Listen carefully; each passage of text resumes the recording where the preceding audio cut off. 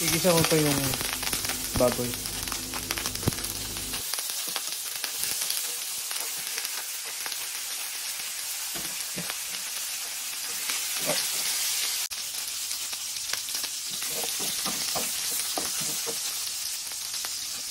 Tapos ilagay ko pa yung bawang.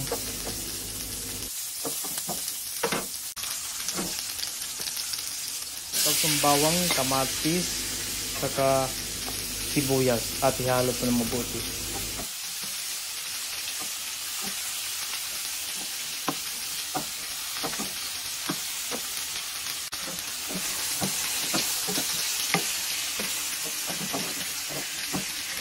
Medyo brown po yung karne.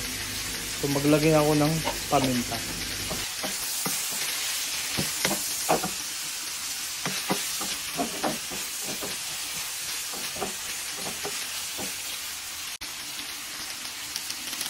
Maglagay na po ako ng pampalasa para mas masarap at sumiksik sa karne.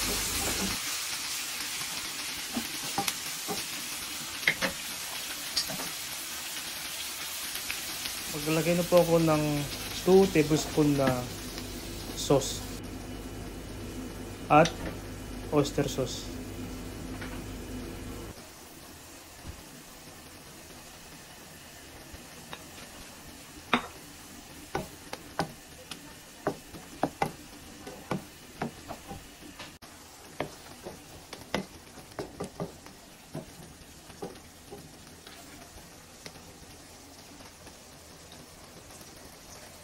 Maglagay na po ako ng 3 cups of water. Tapos isisimmer po natin ng 1 hour hanggat malambot po yung karne.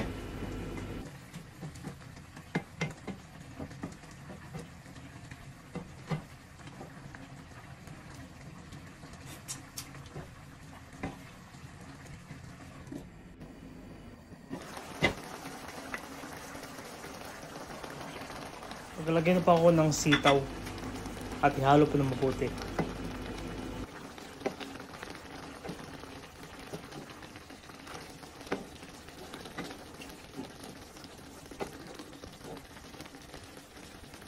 Maraming salamat po pala sa mga nag-like, nag-comments, at nag-follow sa aking channel Nels PTP. Sana po huwag kayong magsawa. Maglagay na po ako ng green chili para mas masarap at medyo angat.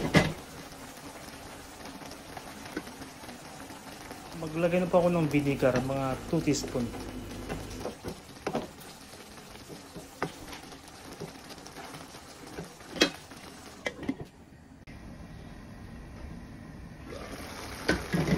Luto na po ang adobong baboy with sitaw. Ayan na po.